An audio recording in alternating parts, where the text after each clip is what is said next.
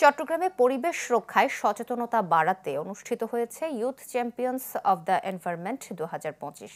সকালে হোটেল রেডিসনে যৌথভাবে অনুষ্ঠানের আয়োজন করে Unilever Bangladesh limited, young power in social action এবং সিটি কর্পোরেশন। শহরের পরিবেশ রক্ষা এবং দায়িত্বশীল বর্জ্য ব্যবস্থাপনায় অঙ্গীকারবদ্ধ 200 তরুণ এতে অংশ নেয়। অনুষ্ঠানে বক্তারা পরিবেশগত সংকট মোকাবেলায় তরুণ প্রজন্মের জ্ঞান ও দক্ষতার প্রয়োজনীয়তা তুলে ধরেন। সিটি কর্পোরেশনের ভারপ্রাপ্ত প্রধান নির্বাহী কর্মকর্তা মোহাম্মদ আশরাফুল আমিন, ইপসার প্রতিষ্ঠাতা ও প্রধান নির্বাহী মোহাম্মদ আরিফুর রহমান ও ইউনিলিভার বাংলাদেশের কর্পোরেট অ্যাফেয়ার্স পরিচালক শামীমা আক্তার অনুষ্ঠানে বক্তব্য রাখেন। বাংলাদেশ এখনো একটা ডেভেলপিং কান্ট্রি।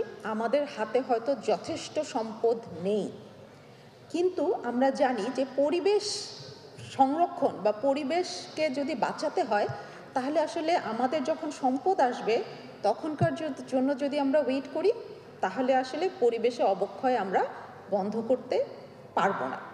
যে কারণে আজকে থেকেই আমাদেরকে কিন্তু চেষ্টাটা চালিয়ে যেতে হবে। এমনও আমরা অনেক খাল পরিষ্কার করেছি যেসব খালের ভিতরে আমি টিভির বাক্স পেয়েছি, ফ্রিজ পেয়েছি, ম্যাট্রেস পেয়েছি। এগুলো যদি আমরা বন্ধ না করি আমরা উঠে আসতে পারবো না।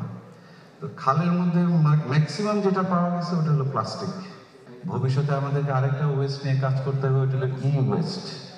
That is a upcoming disastrous waste. আমরা এটা নিয়ে কেউ সচেতন না।